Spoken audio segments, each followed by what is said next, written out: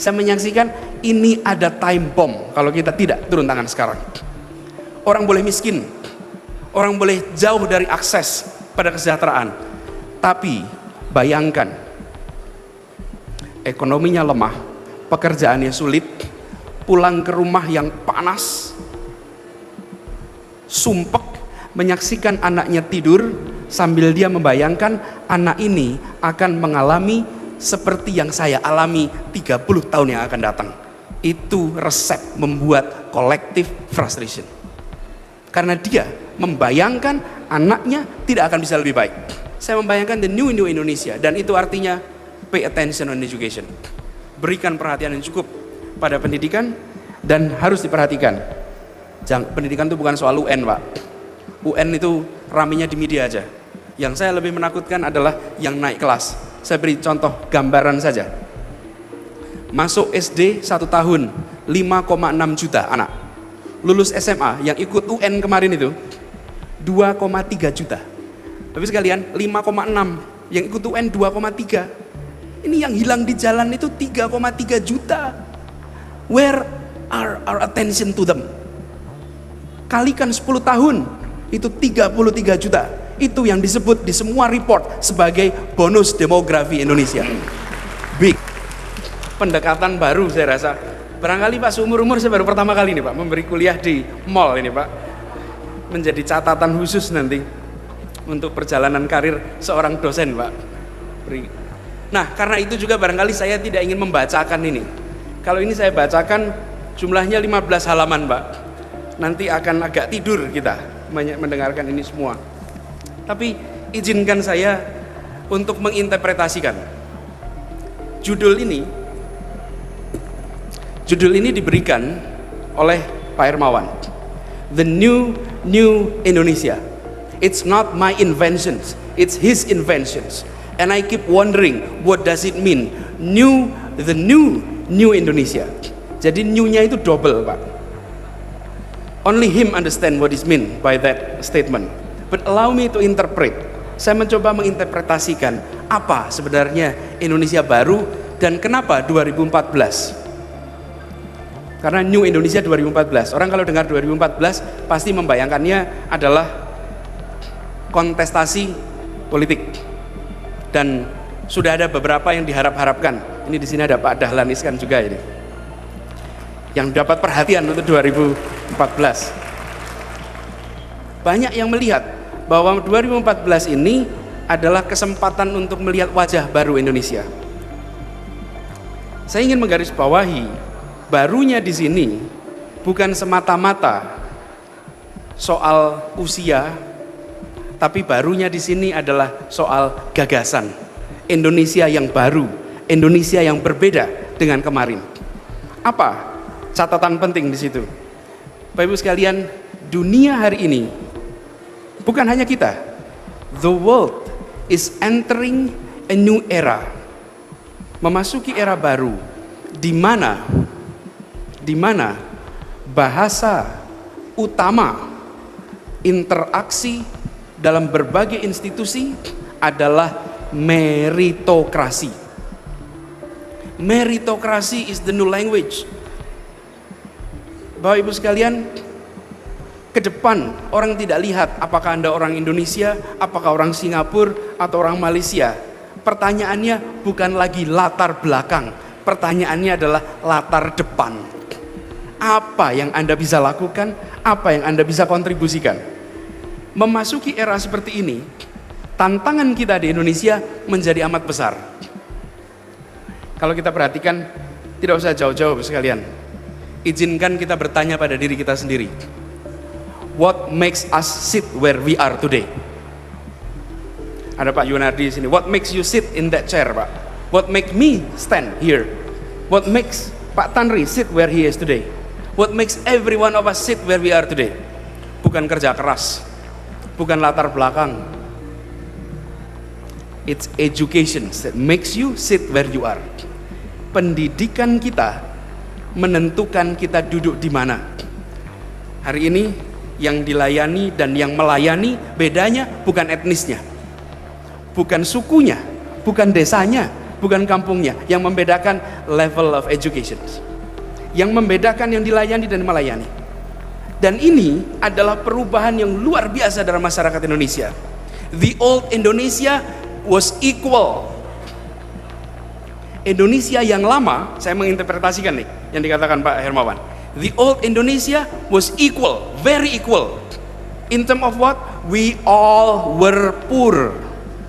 Kita semua ini sama, apa? Sama-sama miskin, sama-sama terbelakang. Sekarang kita menyaksikan sebagian dari kita menjadi the haves, the knows, the work, dan sebagian dari kita the have-nots, the work-nots, the knows-nots. Apa yang membedakan itu? Karena channel penempatannya berbeda. The channeling adalah education. Pendidikan itu yang menempatkan kita berada di mana. Hari ini kita menemukan Indonesia yang harus disyukuri. Saya menyatakan ini bukan sebagai masalah, tidak, karena tidak mungkin membawa yang rata itu menjadi sejahtera semuanya bersamaan, impossible. Pasti prosesnya bertahap, step by step. Hari ini large portion of Indonesians sudah menempati yang biasa disebut middle class. Kalau saya lebih suka menyebutnya bukan middle class, middle income group, Pak. Karena as a class they're able to organize themselves. Hari ini our middle income group masih belum, tapi as a group sudah ada. Ini satu sisi. Di sisi lain masih begitu banyak yang di belakang. Bagaimana kita mengubah ini? Bagaimana kita mentransformasi ini? Di sini menurut kami sudah saatnya kita semua mengubah cara pandang kita tentang eskalator tadi. Beberapa waktu yang lalu kita ada sebuah program mengundang para profesional untuk menjadi guru sehari. Salah satunya Mas Agung Kompas tadi, menjadi guru satu hari, dan begitu banyak karyawan-karyawan dari grup Gramedia Kompas ikut program ini. Apa yang ingin didorong Bapak Ibu sekalian hari ini? Kita sudah harus berhenti menganggap eskalator itu negara. Jadi kalau di sini ada youth and netizen, ini adalah instrumen besar yang harus dirangsang untuk memainkan peran. Kalau saja Indonesia baru yang terbentuk kemarin tidak memiliki fondasi yang hebat, kita tidak seperti sekarang. Ada fondasi luar biasa. Satu tadi saya katakan pendidikan, yang kedua adanya nation state yang mengakui kesejajaran. Nation state yang mengakui kesejajaran. Pak Jokowi tidak mungkin menjadi gubernur di Jakarta jika di Indonesia tidak ada prinsip kesejajaran. Kalau beliau di Malaysia nggak mungkin jadi gubernur. Dengan segala hormat pada counterpart kita di Malaysia, beliau tidak mungkin menjadi gubernur di Malaysia. Nggak mungkin. Indonesia dibangun oleh orang terdidik, begitu membangun sebuah nation state yang dilakukan apa? Samakan semua orang. Mereka berasal belakang dari aristokrasi, tapi mereka menghapuskan aristokrasi. Ada 138 kerajaan yang dihapus, diratakan. Kita hari ini merasakan manfaatnya. Kita hari ini mulai merasakan. Yang kedua adalah bahasa. Coba kita tidak punya satu bahasa, mengerikan sekali Pak, mengerikan sekali. Kita take it for granted. Tapi tanpa itu Indonesia baru yang kita ketahui sekarang itu will never exist. Uni Eropa hari ini terdiri dari 27 negara. Dan bahasa resmi Uni Eropa 23 negara, 23 bahasa. 23 official language of a 27 countries in a single union. Bayangkan jika republik ini bahasanya 4 saja, sudah rumit. Kita beratus dan memilih satu. Itu adalah New Indonesia. Fondasi kesejajaran ditambah dengan perasaan kesatuan, lalu yang kita sama-sama ini ditransformasi lewat instrumen pendidikan. Nah sekarang kita menghadapi era baru yang tadi saya sebut sebagai istilah era berdasarkan meritokrasi. Nanti Bapak sekalian, kalau di private sector sudah terjadi. Siapa yang menjadi CEO bukan berdasarkan warna paspor, tapi berdasarkan kompetensi. It's not the color of your passport that determine your positions, tetapi it's your competence. Dan di sini, kalau kita tidak mengambil alih tanggung jawab, siapa kita itu? Civil society, non-government. Kita tidak mengambil alih tanggung jawab soal ini. We are waiting for a time bomb to explode. Allow me to give us a warning. Yes, this country move because there is hope. Kita ini bergerak karena ada harapan. Tapi hati-hati, kita juga harus bergerak karena ada ancaman. Apa ancaman itu? Bapak Ibu sekalian, yang dinaik kelaskan seperti kita sekarang ini, all of us here, because of education, kita sekarang menyiapkan generasi berikutnya, generasi penerusnya. Tadi kita mendengarkan Pak Hermawan Kertajaya bercerita how proud he is with the achievement of his daughter. Bukan sesuatu yang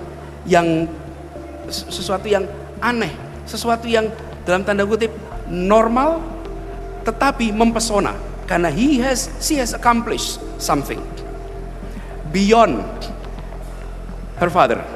Dan itu artinya her father is a good teacher because he can make the daughter achieve better than the father. Guru yang baik itu menghasilkan murid yang lebih baik. Jadi kalau ada murid yang sama baiknya, berarti salah gurunya ini.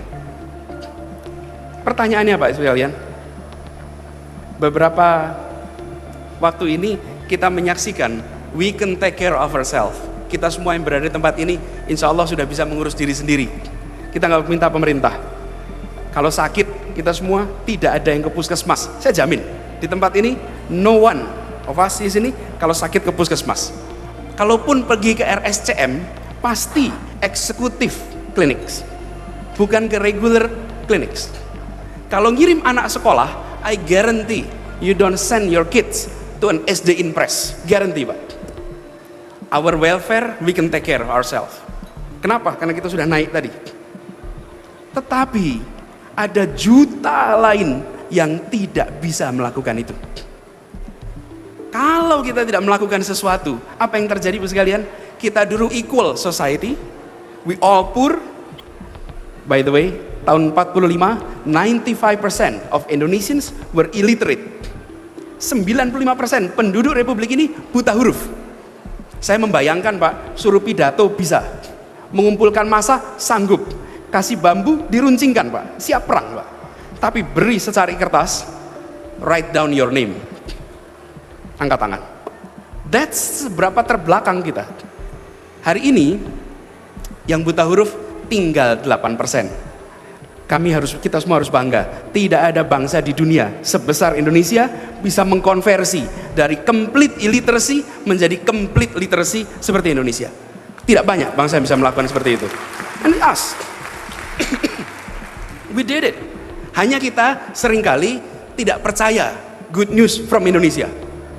We believe on bad news from Indonesia. Kalau ada bad news tentang Indonesia, yakin. Kalau good news, let's think it twice. Datanya kurang valid. Tapi kenyataannya tidak. Ini contoh kasus. Artinya apa Bapak sekalian? Ada usaha serius dan membuat kelompok baru yang jumlahnya cukup besar. Tapi ini menghasilkan inequality yang tadi saya sebutkan. Inequality bukan karena dari dulunya unequal, bukan. Inequality karena gilirannya belum sampai pada semua. Nah, kalau seperti ini terjadi, naik kelasnya belum pada semua, maka tanggung jawab menaikkan itu tidak boleh berhenti di tangan negara, tapi harus kita semua ikut turun tangan. Mengapa tidak boleh berhenti di tangan negara? Yang membuat kita sejahtera itu semua negara kok. Yang membuat kita sekolah, negara. Yang memberikan izin tambang, izin untuk telekomunikasi, izin apapun, it comes from the state. Negara membantu menetapkan kita di mana. Sekarang tentu pasar ada peran yang amat besar. Sekarang saatnya bagi yang sudah dinaik kelaskan untuk turun tangan. It is now the time for the middle class of Indonesia untuk get their hands on. Untuk apa? Payback. Bukan donasi, bayar balik. It's a completely different concept. Kalau donasi itu karena saya memiliki, saya memberikan. Ini bayar balik. Kenapa? Saya di sini karena saya diangkat oleh negara, karena ada state di dalam nation ini. There is a state in this nation. Without the presence of state in these nations, we are not where we are today. Let's pay back. Karena itu, sektor civil society, sektor corporations hari ini harus peduli. Ancamannya apa? Ini yang saya ingin sampaikan. Ancamannya adalah time bomb yang saya sebut tadi. Ini ada yang di atas dan yang di bawah. Yang menaikkan ke atas namanya pendidikan. Hari ini education is expensive. Maksud saya quality education is expensive. Kalau didiamkan seperti sekarang saja, maka yang di bawah akan berputar di bawah dan yang di atas akan berputar di atas. The new middle class of Indonesia in the future is coming from the existing middle class of Indonesia. Padahal middle class Indonesia hari ini datangnya dari waktu itu bukan lower class ya, waktu itu kita masih sejajar, sama. Karenanya kalau kita tidak ingin ini time bomb, turun tangan, terlibat. Kita harus mulai membuat education sebagai movement. Saya kebetulan di universitas, tapi saya harus beri disclaimer, saya tidak punya sedikit pun background education, nggak punya. Saya belajarnya ekonomi, saya belajarnya public policy, tapi justru karena melihat itu, saya menyaksikan ini ada time bomb kalau kita tidak turun tangan sekarang. Orang boleh miskin, orang boleh jauh dari akses pada kesejahteraan, tapi bayangkan, ekonominya lemah, pekerjaannya sulit, pulang ke rumah yang panas, sumpek, menyaksikan anaknya tidur, sambil dia membayangkan anak ini akan mengalami seperti yang saya alami 30 tahun yang akan datang. Itu resep membuat collective frustration. Karena dia membayangkan anaknya tidak akan bisa lebih baik. Karenanya penting sekali Ibu sekalian untuk membawa mereka semua, saudara kita sendiri yang belum dapat giliran, naik. How do we do it? Make education a movement. Make education a movement, not a program. Hari ini we make education a program. Program run by who? By government. Apa sih konsekuensinya kalau itu program? Kalau itu program artinya ownership to problem is in the program management. Kalau movement, ownership to the problem is in all of us. We own the problem. Kenapa? Karena ini movement. Kalau itu program miliknya pemerintah. Saya sering bayangkan bila mempertahankan kemerdekaan dijadikan program Departemen Pertahanan. Oke? Tentara sekutu datang, lalu kita semua bilang, monggo bapak-bapak yang berada di Departemen Pertahanan silahkan bertempur melawan sekutu, semoga menang, kami mendoakan. Jika kalah nanti kami kritik. Tidak bisa. Turun tangan, ada perasaan ownership. If you fail, we fail. Hari ini tidak. If they fail, they fail. Bagian kita mengkritik, bagian kita memuji, bayar pajak dan ikut pemungutan suara. That is not enough. Tambahkan komponen kelima, turun tangan, terlibat. Tak cukup. Gimana caranya untuk terlibat? Tidak bisa keterlibatan itu dengan diwajibkan. Mewajibkan perusahaan, mewajibkan swasta. Begitu diwajibkan, lebih bangga kalau menghindar daripada menjalankan. Di mana-mana itu. Begitu diwajibkan, lebih senang kalau kita tidak bisa. Bapak sekalian, kita di sekeliling kita ini terlalu banyak masalah yang terkait dengan pendidikan. Terlalu banyak masalah. Kita saja di sini. Saya ketika masih SMA, ini cerita SMA, inspire dengan cerita Pak Tanri Abeng. Beliau waktu itu menjadi manajer 1 miliar di, nggak tahu 1 miliar bener waktu itu apa tidak, tapi ceritanya manajer 1 miliar. Saya bukan ingin jadi manajer 1 miliarnya. Saya kemudian baca ketika muda, ketika SMA mengikuti program pertukaran pelajar, dan kemudian apa yang terjadi? Saya ingin bisa ikut program itu. Mudah-mudahan satu saat nanti saya bisa memiliki perjalanan yang lebih baik. Apa sih? Inspirations is the one we can offer. Inspirasi itu yang kita bisa berikan. Dan saya ingin sampaikan, untuk pendidikan, donasi terbesar bukan uang, bukan buku. Donasi terbesar adalah kehadiran kita. The presence, hadirnya kita adalah donasi terbesar. Karena itu, izinkan saya kalau boleh mengundang Bapak-bapak semua yang mengelola perusahaan, mengelola institusi, turun tangan, terlibat. Begitu kita turun tangan, the rest itu merasa terpanggil untuk turun tangan. Ini saya berikan contoh Pak Mas Agung Kompas. Begitu beliau turun tangan, ikut jadi guru meskipun 1 hari, apa yang terjadi? Semua merasa kalau beliau saja mau turun tangan, what can I do? Meskipun hanya 1 hari. Bapak Ibu sekalian, begitu kita melihat ke sana, ini cerita betulan. Kalau Bapak Ibu datang ke sekolah-sekolah di dekat-dekat sini, gak usah jauh-jauh, di dekat-dekat sini saja, akan ketemu dengan sekolah yang persis sekolah kita 30-40 tahun yang lalu.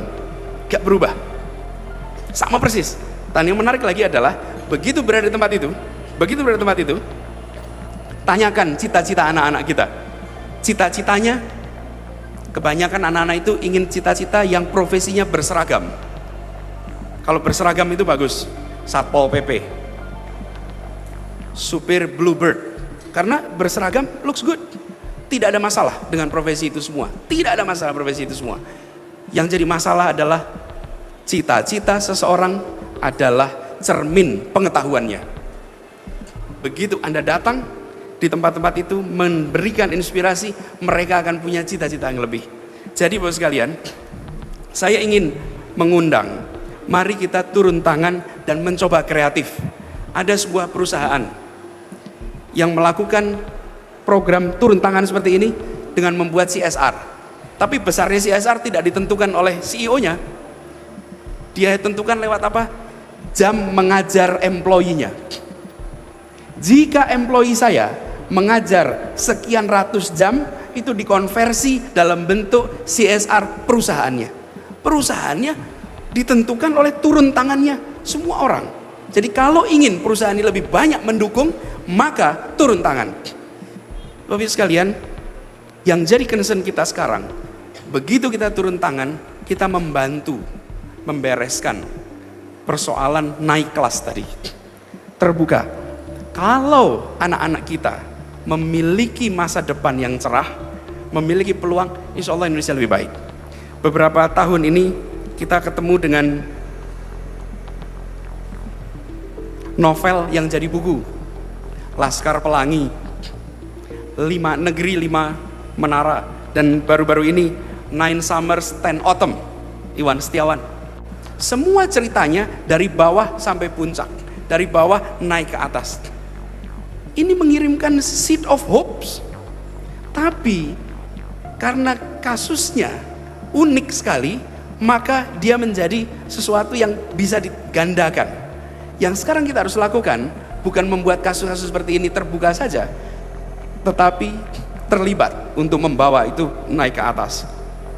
Jika anak-anak kita memiliki kompetensi yang baik karena mereka terdidik, maka kita masuk di era meritokrasi ini dengan penuh percaya diri. Dengan penuh percaya diri. Hari ini kalau kita masuk era meritokrasi agak tumbang. Menurut McKinsey diperlukan 300 world class business leaders di tahun 2018. Dan hari ini baru ada 100 world class business leaders di Indonesia. Untuk seluruh sektor diperlukan 33.000. Untuk universitas, rumah sakit, mall, televisi, radio, media massa, yang ada baru 10.000. Sisanya akan datang dengan paspor yang warnanya tidak hijau. Pada saat itu akan muncul ekspresi nasionalisme sempit. Hari ini sudah sering muncul ekspresi regionalisme sempit.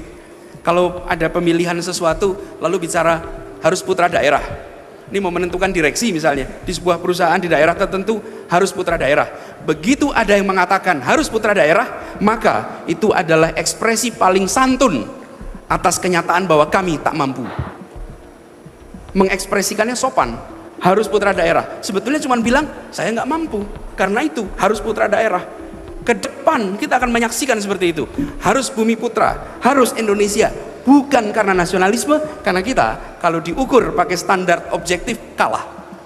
Kekalahan paling menyakitkan.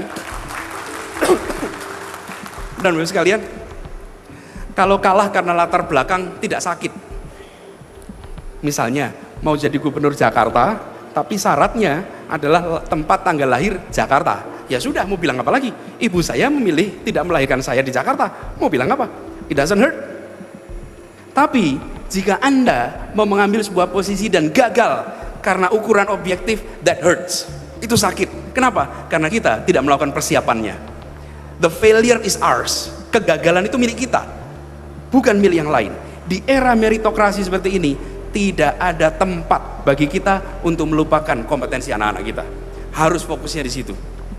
Ini Bapak sekalian harus menjadi kesadaran kita semua, sehingga kita mau terlibat, turun tangan. Dan saya membayangkan the new Indonesia tadi. The new Indonesia adalah Indonesia yang satu, Indonesia yang ada peran negaranya, Indonesia yang menghadirkan kesejajaran. Ini luar biasa soal kesejajaran itu. The new Indonesia adalah Indonesia yang di sana bermunculan anak-anak yang kompetensinya melampaui standar-standar regional bahkan internasional. Di situ anak-anak kita yang buat kita ini bangga. Kalau melihat anak-anak Indonesia berhasil, pengumumannya bukan di Jakarta, pengumumannya bukan di Bandung, pengumumannya ada di kota-kota besar dunia. Dan siapa yang bermunculan? Anak-anak yang namanya Indonesia. Ini yang harus kita siapkan di semua sektor. Saya tidak hanya membayangkan di sektor bisnis, saya malah membayangkan mudah-mudahan di sektor sepak bola kita ada. It's a number one promoter of the country. Bayangkan jika BP itu menjadi pemain di Liga Spanyol. Wih, Indonesia itu dahsyat posisinya. We are represented there. Hari ini belum. Kita sudah terkenal, tapi baru domestik. Saya membayangkan the new Indonesia, dan itu artinya pay attention on education. Berikan perhatian yang cukup pada pendidikan, dan harus diperhatikan. Pendidikan itu bukan soal UN, Pak. UN itu ramenya di media aja. Yang saya lebih menakutkan adalah yang naik kelas. Saya beri contoh gambaran saja. Masuk SD 1 tahun 5,6 juta anak. Lulus SMA yang ikut UN kemarin itu 2,3 juta. Tapi sekalian 5,6 yang ikut UN 2,3. Ini yang hilang di jalan itu 3,3 juta. Where our attention to them? Kalikan 10 tahun itu 33 juta. Itu yang disebut di semua report sebagai bonus demografi Indonesia. Big, young, uneducated. It's a time bomb. Pay attention. Yang kita perhatikan yang sudah dalam sekolah, seakan-akan everyone is at school. There are more kids outside school than inside our school system. Jadi New Indonesia adalah Indonesia yang membawa mereka naik ke atas. New Indonesia yang peduli. Dan New Indonesia, saya membayangkan, adalah kelompok kelas menengah yang bergerak. Bukan kelompok kelas menengah yang konsumtif saja, tapi kelompok kelas menengah yang turun tangan, yang terlibat, sebagaimana keterlibatan banyak orang di sektor-sektor lain. Kelas menengah, istilah kami, yang merasa memiliki masalah. Kelas menengah yang own the problem. Dengan begitu maka we own the country and we will own a better Indonesia in the future. Assalamualaikum warahmatullahi wabarakatuh. Sahabat Pena Ufuk dimanapun berada, demikianlah kita sudah mendengarkan apa yang telah dipaparkan oleh Anies Baswedan. Masya Allah, sangat membangkitkan optimisme kita dan juga meningkatkan ya jiwa nasionalisme kita. Inilah seorang Anies Baswedan yang sejak dulu punya perhatian yang begitu mendalam terhadap Republik ini, khususnya bagaimana mengangkat ya mereka yang selama ini tidak bisa mendapatkan pendidikan yang cukup, untuk negara turun tangan hadir memberdayakan mereka dimanapun itu. Memang syarat sebuah negara untuk bangkit, untuk maju dan dapat bersaing dengan negara-negara berkembang dan juga bahkan superpower di dunia, pertama-tama itu memang dasarnya harus pendidikan. Dan sepanjang ini Indonesia dinilai masih sangat rendah mutu pendidikannya, apalagi gap antara kualitas pendidikan di Indonesia Barat dengan Indonesia Timur ini masih jauh. Ya, menurut sebuah penelitian, dan itu juga disampaikan oleh Pak Anies Baswedan, bahwa kualitas pendidikan di Indonesia Barat dan Indonesia Timur itu berjarak ya sekitar 10 tahun. Jadi daerah-daerah yang ada di timur wilayah Indonesia itu secara kualitas pendidikannya tertinggal 10 tahun dibanding kualitas pendidikan yang ada di wilayah Indonesia Barat. Anies Baswedan, sang lokomotif perubahan, tadi berbicara tentang the new Indonesia, artinya Indonesia baru di masa depan, dan kita sudah mendengarkan apa yang beliau paparkan itu dan membuat orang yang ada di situ yang mendengarnya sangat berdecak kagum apa yang dipaparkan Pak Anies Baswedan. Dan yang saat ini yang masih terus menebar kebencian kepada Pak Anies, dengarkanlah ini. Ini adalah video yang mungkin lebih 1 dekade lalu, namun Pak Anies Baswedan belum terjun apa-apa di dunia politik, belum dikenal sebagai politisi, tapi perhatiannya terhadap bangsa ini, terhadap rakyat, terhadap generasi anak bangsa begitu besar. Apa yang disampaikannya ini memang mau tidak mau pemerintah harus turun tangan, bahkan mereka yang sudah menikmati kekayaan bangsa ini semua harus turun tangan. Dan untuk memajukan bangsa Indonesia khususnya di sektor pendidikan memang tidak bisa berdiri sendiri, harus ada kerja kolektif di antara sesama anak bangsa. Tapi yang utama sebagai penggerak itu adalah pemerintah yang memegang mandat otoritas untuk membuat kebijakan itu. Demikianlah, semoga apa yang disampaikan oleh Pak Anies dapat memotivasi kita untuk terus mengabdi kepada Indonesia dan juga kepada seluruh anak bangsa di tanah air. Sekian, terima kasih.